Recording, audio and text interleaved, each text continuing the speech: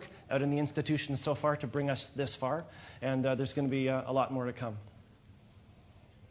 There are some service providers running, and one of the things that I note as an IDP operator is that every now and again we get a service provider coming to us that wants to allow access, more seamless access to our users from their off-campus service.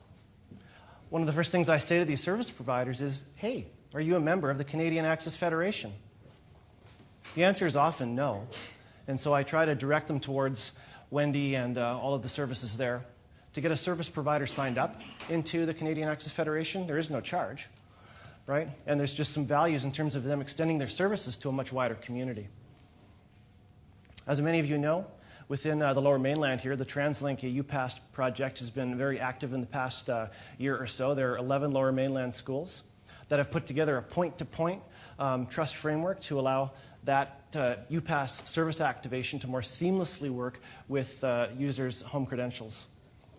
And I think if the timing had been different, we might have had our EduTrust space fully functioning, and that project could have taken advantage of an existing regional federation that was in place. But what's good about having their project in action right now is that they've gotten skills out into our IT community and can bring a lot of skills to the table when it comes to putting more of the pieces together.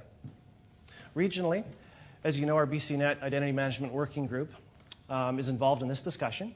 And some of you have probably heard from Dean Crawford and company that are standing up the shared services initiatives here in BCNET. A lot of you also know about the BC Campus Shared Services.